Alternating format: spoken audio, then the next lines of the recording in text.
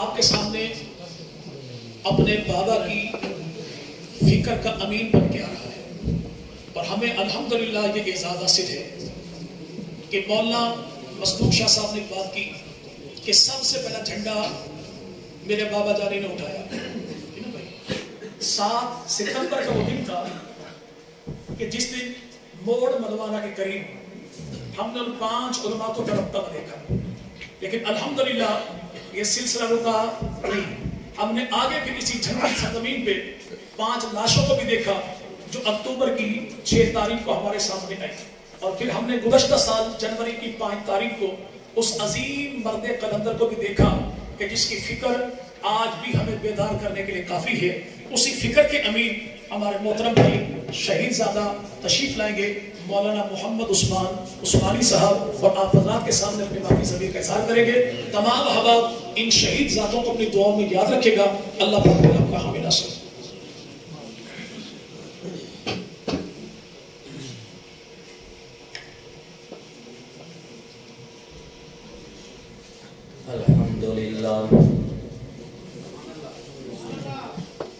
الحمدللہ نحمده ونستعینه ونستغفره ونعوذ باللہ من شرور انفسنا ومن سیئات اعمالنا، من يهده اللہ فلا مضل له ومن يضلله فلا هادي له، ونشهد أن لا إله إلا الله وحده لا شريك له، ونشهد أن سيدنا ومولانا محمدا عبده ورسوله، أما بعد فأعوذ بالله من الشيطان الرجيم، بسم اللہ الرحمن الرحیم، محمد رسول اللہ والذین معه اشداء علی الکفار رحماء بینہم تراہم رکعا سجدا یبتغون فضلا من اللہ ورضوانا، صدق اللہ العظیم۔ اللہم صل علی محمد وعلی آل محمد كما صليت على إبراهيم وعلى آل إبراهيم إنك حميد مجيد، اللهم بارك على محمد وعلى آل محمد كما باركت على إبراهيم وعلى آل إبراهيم إنك حميد مجيد۔ صداقت ناز کرتی ہے صدیق اکبر پر، صداقت ناز کرتی ہے صدیق اکبر پر، شرافت ناز کرتی ہے صدیق اکبر پر، دیا پہرا عجب نبوت کا صدیق اکبر نے، شجاعت ناز کرتی ہے صدیق اکبر پر، علی شیر خدا کہتے ہیں سرے منبر، علی شیر خدا کہتے ہیں سرے منبر، فضیلت ناز کرتی ہے صدیق اکبر پر، فضیلت تو ہے سبھی صحابہ کے لیے، فضیلت تو ہے سبھی صحابہ کے لیے، مگر سن لے اے نوجوان افضلیت ناز کرتی ہے صدیق اکبر پر۔ انتہائی واجب الاحترام بزرگوں، علماء اکرام اور میرے ہم مشن ہم سفر ساتھیوں، میں آپ تمام حضرات کا تہ دل سے مشکور ہوں کہ آپ حضرات نے یہ ایک عظیم عنوان جو یار غار کے عنوان سے معنون ہے، اس کا انعقاد کیا، اور پھر ایسی خوبصورت محفل کہ جس کے اندر علماء ہر طرف دکھتے نظر آ رہے ہیں، جس محفل میں مشائخ، شیخ الحدیث، شیخ التفسیر،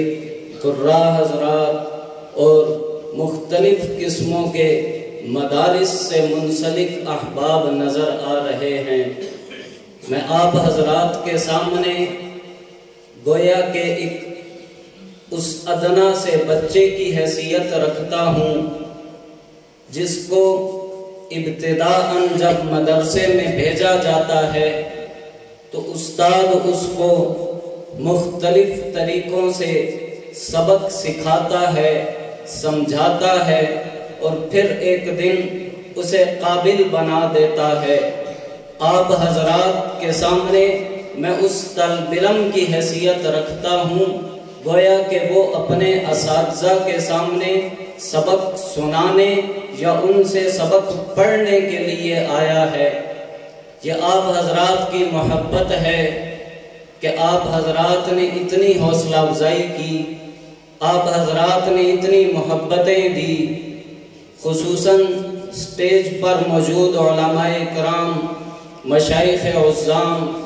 میرے برادر مکرم مولانا انس اعظم طارق صاحب، اور اسی طرح باقی بھی جتنے مشائخ موجود ہیں، ان سب کا میں تہ دل سے شکر گزار ہوں۔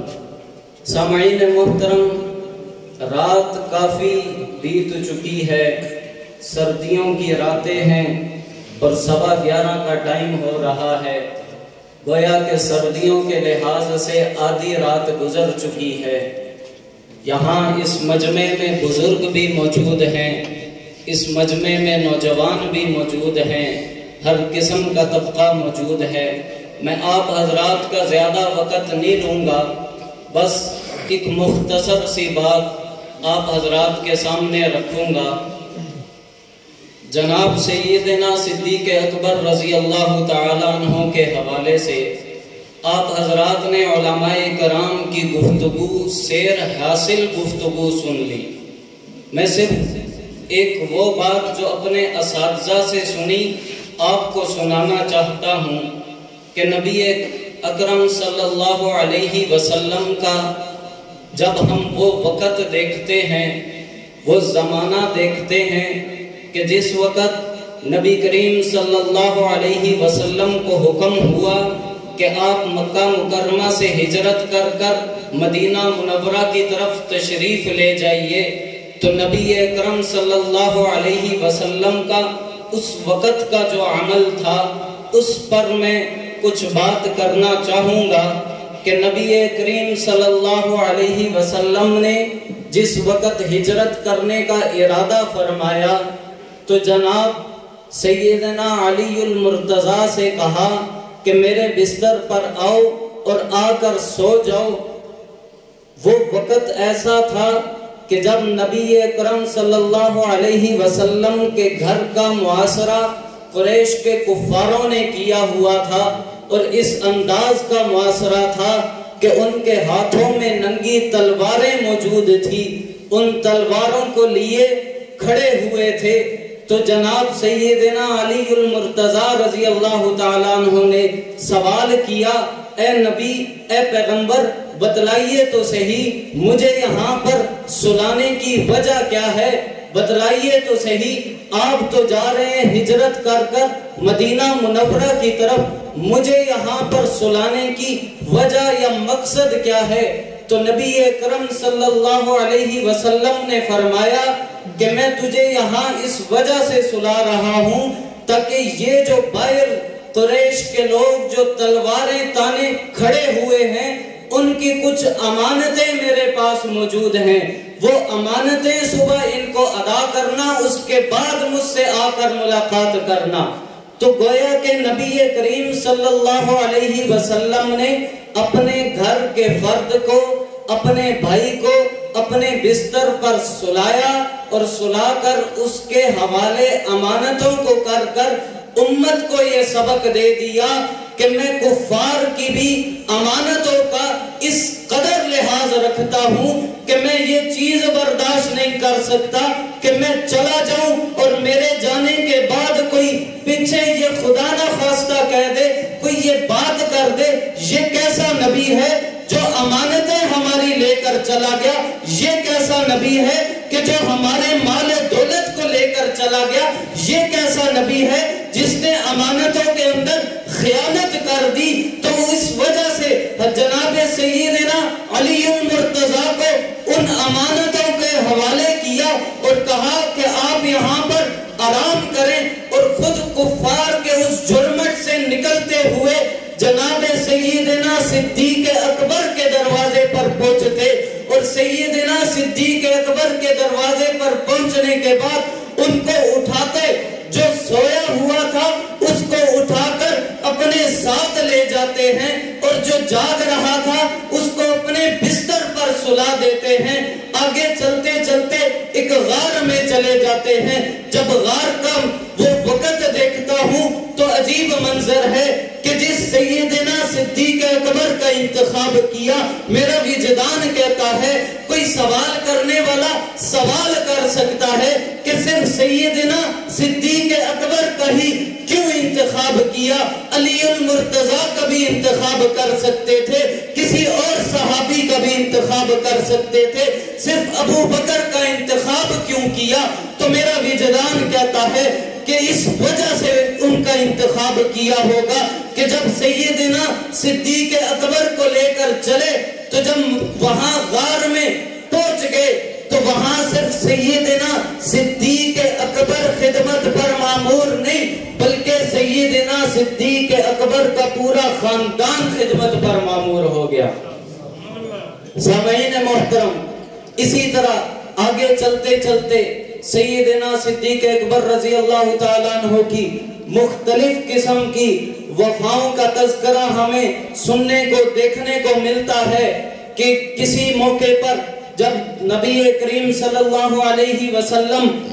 جہاد کے لیے مال طلب کرتے ہیں تو جناب سیدنا صدیق اکبر اپنے گھر کا سارا سامان لا کر نبی کے قدموں میں رکھ دیتے ہیں۔ کوئی وہ مقام بھی دیکھنے کو ملتا ہے کہ جس وقت سیدنا صدیق اکبر رضی اللہ تعالیٰ عنہ کے ساتھ سفر کر رہے ہیں تو نبی کہیں تھک نہ جائیں اس لیے انہیں اپنے کندھوں پر سوار کر لیتے ہیں۔ مختلف قسموں کی ان کی وفاؤں کا ذکر ملتا ہے۔ اگر وہ وفاؤں کا ذکر کرنا شروع کر دیا جائے تو وقت کے دامن کے اندر اتنی وسعت نہیں کہ ان وفاؤں کا تذکرہ کیا جا سکے، تو میں صرف اتنی سی بات آپ حضرات کے سامنے رکھنا چاہتا ہوں کہ جس وقت نبی کریم صلی اللہ علیہ وسلم نے مکہ مکرمہ کو چھوڑتے وقت کفار کی جو امانتیں تھی ان کا بھی لحاظ رکھتے ہوئے امت کو یہ سبق دے دیا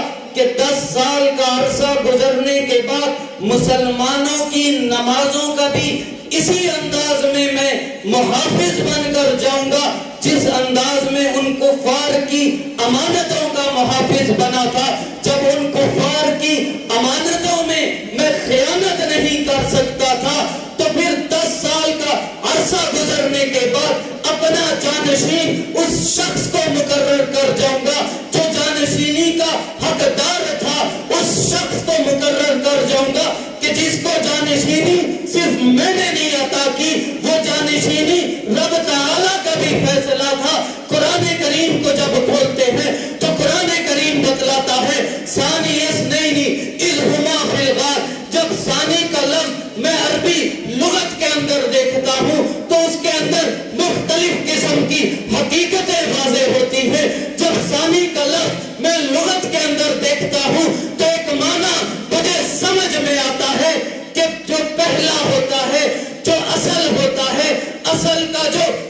خلیفہ ہوتا ہے اس کو ثانی کہا جاتا ہے. تو گویا کہ رب تعالیٰ کا بھی انتخاب تھا کہ جناب سیدنا صدیق اکبر جناب نبی کریم صلی اللہ علیہ وسلم کے بعد اس مسلح پر کھڑے ہوں گے جس مسلح پر جناب نبی کریم صلی اللہ علیہ وسلم نے امت کو درس دیے، جس مسلح پر نبی اکرم صلی اللہ علیہ وسلم نے امت کو نمازیں پڑھائی. گویا کہ اس مسلح پر کھڑا ہونے کے بعد یہ اعلان کر دیا کہ نبی کے بعد اگر اس مسلح کا کوئی حقدار ہے تو وہ صدیق اکبر ہے. سامعین محترم، پھر اسی سیدنا صدیق اکبر پر جانوں کا نذرانہ پیش کرنے کا وقت آتا ہے تو میں دیکھتا ہوں کہ اسی آپ کی جنگ کی سرزمین سے ایک معمولی سے قد قامت کا شخص اٹھتا ہے جو اپنے دل کے اندر ایک ایسا درد لے کر اٹھتا ہے، ایک ایسی تڑپ لے کر اٹھتا ہے کہ آنے والے نسلوں تک اس درد کی تاثیر باقی چھوڑ جاتا ہے.